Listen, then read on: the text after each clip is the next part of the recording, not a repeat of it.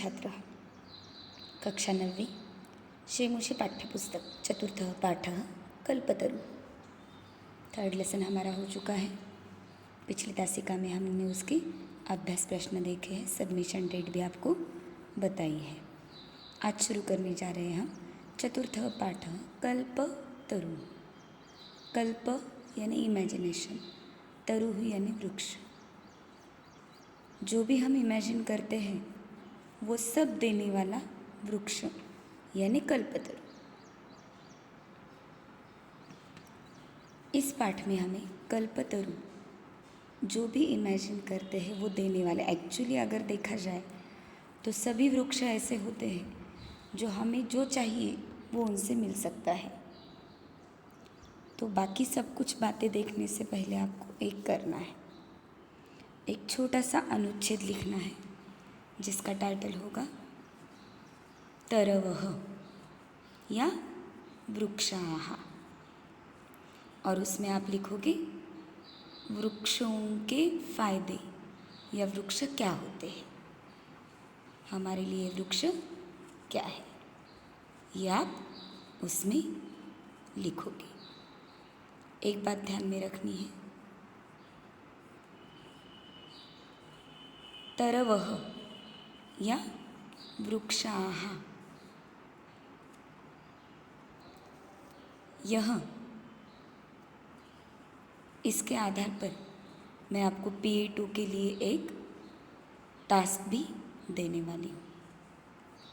Task क्या रहेगा वो ये लेसन होने के बाद मैं आपको बताऊँगी, लेकिन लेसन का नाम लिखते ही आपको तरवः या वृक्षाः ये एक अनुच्छेद लिखना है। संस्कृत में वृक्षों की इन्फॉर्मेशन आप लिखोगे। अब देखते हैं इस पाठ का परिचय। चतुर्थः पाठः कल्पतरु। मैं प्रस्तावना का पाठ पढ़ रही हूँ, आप भी ध्यान देकर सुनो और मेरे साथ ही पढ़ो तो ध्यान में आ जाएगा।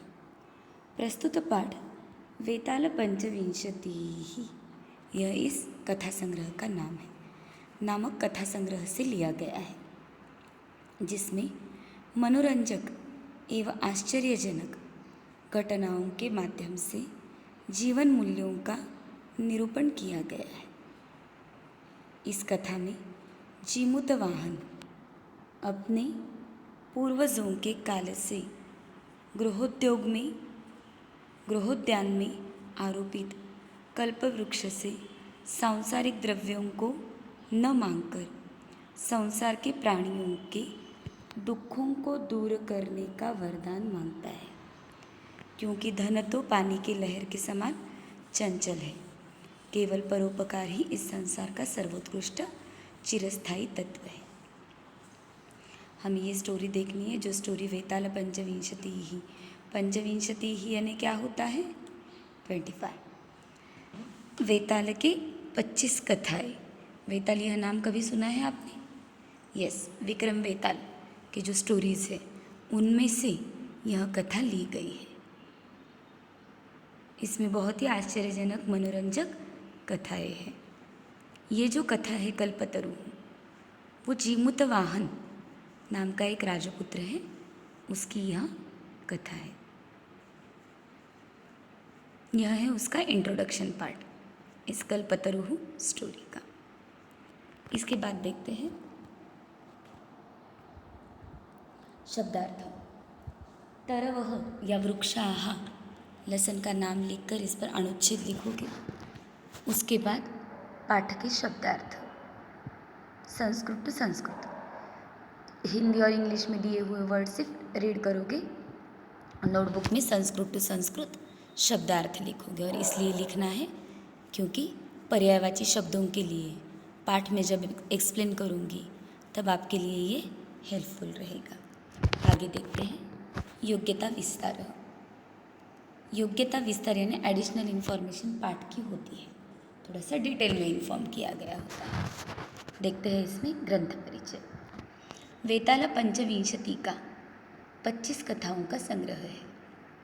इस नाम की 2 रचनाएं पाई जाती है। एक शिवदास के द्वारा रचित जो 13वीं शताब्दी में, लिखित ग्रंथ में गद्य और पद्य दोनों विधाओं का प्रयोग इसमें किया गया है। शिवदास ने जो ग्रंथ बनाया है वेताल पंचविंशति का, उसमें गद्य पद्य दोनों दिए जाते हैं। दूसरा जो है वो बनाया गया है किसके द्वारा? जम्भाला दत्त की रचना है, जिसमें केवल गद्यमय कथाएं हैं।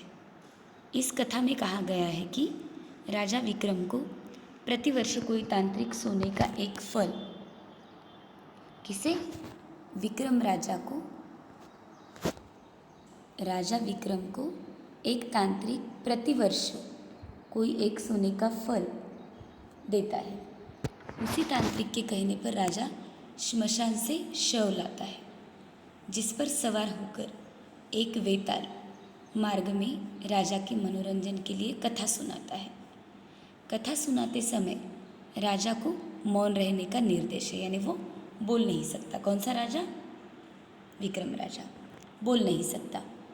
कहानी के अंत में वेताल राजा से कहानी पर आधारित एक ही प्रश्न पूछता है।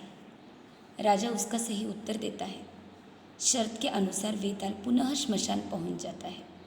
इस तरह 25 बार ऐसी घटनाओं की आवृत्ति होती है और वेताल राजा को एक एक करके 25 कथाएं सुनाता है। ये कथाएं अत्यंत रोचक, भाव प्रधान और विवेक की परीक्षा लेने वाला है। विवेक यानी बुद्धि की परीक्षा लेने वाला है।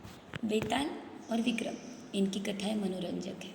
और ये जो बात यहाँ बताई गई है कि 25 बार ऐसा हुआ है, विक्रम के पीठ पर वो वेताल सवार होकर आता था, हर एक बार एक स्टोरी बोलता था। स्टोरी के बीच में अगर बोलता है राजा तो वो चला जाता था, आंसर गलत हुआ तो भी, आंसर करेक्ट हुआ तो भी।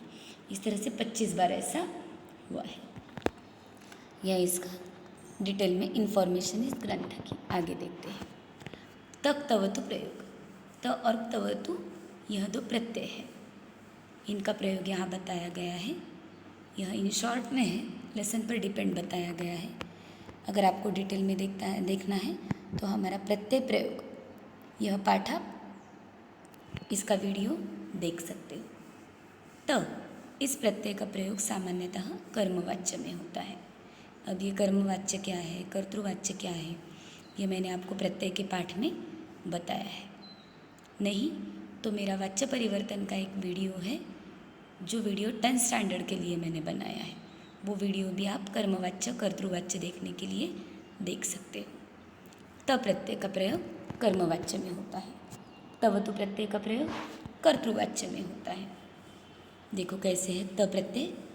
जीमूत वाहन हितैषिभिः मंत्रिभिः उक्तः।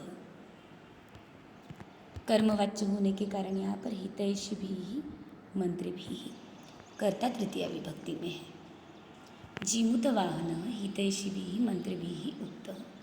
जीमूत वाहन हित करने वाले मंत्रियों के द्वारा कहता है। वैसे ही कृपणैः, कर्ता तृतीया विभक्ति में जब भी होता है वो कर्मवाच्य होता है। यहाँ त प्रत्यय का प्रयोग है अर्थितः। त शेष रहता है त प्रत्यय में। त्वया अस्मत्कामाः पूरिताः। त्वया स्त्रीलिंग होने के कारण यहाँ पर पूरिताः। तस्य यशः प्रथितम्। कर्तृवाच्य में त प्रत्यय का प्रयोग यहाँ हुआ है, प्रथितम्। त प्रत्यय तीनों लिंग में चलता है। पुल्लिंग में वो देव की तरह, स्त्रीलिंग में लता की तरह और नपुंसकलिंग में वर्ण की तरह। देखते हैं तवतु प्रत्यय। तवतु प्रत्यय कर्तृवाच्य में होता है। सा पुत्र यौवराज्यपदे अभिषिक्तवान। तवतु प्रत्यय में शेष रहता है तवत, और ये पुल्लिंग में भवत की तरह चलता है, स्त्रीलिंग में नदी, नपुंसकलिंग में जगत। एतदाकरणे जीमूतवाहन चिंतितवान, तवत शेष, और यहाँ पर वो जीमूतवाहन के कारण चलेगा वो भवत सर्वनाम की तरह। सह सुखासीनः पितरं निवेदितवान, तवत। जीमूतवाहनः कल्पतरम् उक्तवान, वच धातु। तवत् प्रत्यय। यह आप प्रत्यय का वीडियो का आधार लेकर समझ सकते हो या पाठ रीड कर भी ध्यान में आ जाएगा। आगे देखते हैं। लोक कल्याण कामना विषय कतिपय श्लोक। ये पाठ ही लोगों के कल्याण के लिए कल्याण का बोध देने वाला है। तो यहाँ पर कुछ लोक कल्याण के श्लोक बताए हैं, वो मैं रीड करती हूँ, समझने की कोशिश करो। ऑलरेडी यह पहला जो है, पहला दूसरा ये दोनों भी 8th स्टैंडर्ड में हमने पढ़े हैं। सर्वे भवन्तु सुखिनः सर्वे सन्तु निरामया सर्वे भद्राणि पश्यन्तु मा कश्चित् दुःखम् आप्नुयात् सर्वस्तरतु दुर्गाणि सर्वो भद्राणि पश्यतु सर्वकामानवाप्नोतु सर्वत्र नंदतु।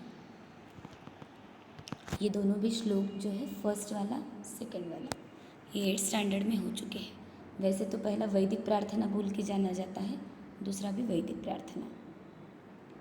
इन दोनों के अर्थ मैं नहीं बता रही हूँ, आपको समझकर अर्थ शब्दार्थों के बाद ये 2 श्लोक लिखोगे और जिस तरह से समझ में आएगा उस तरह से इनका अर्थ आप लिखोगे।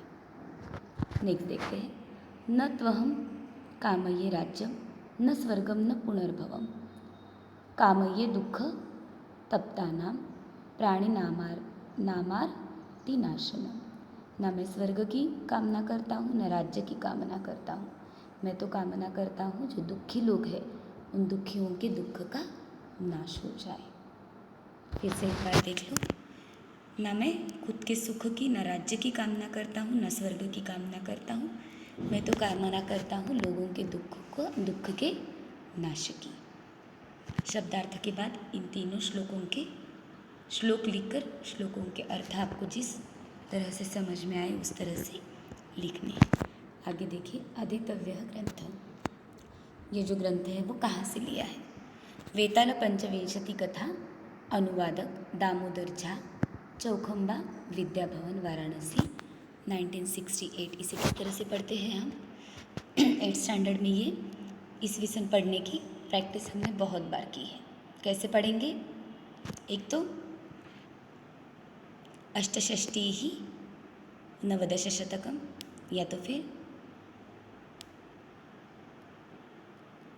नवदश अष्टषष्टिः क्रिस्ताब्दे। गुड। पाठ की प्रस्तावना, शब्दार्थ, मैंने जो अनुच्छेद लेखन दिया है वो योग्यता विस्तार में दिए गए श्लोक, उनके अनुवाद अच्छी तरह से लिखो, पाठ रीड करो।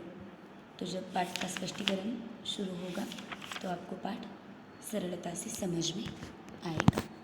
अब अगली तासिका तक धन्यवाद।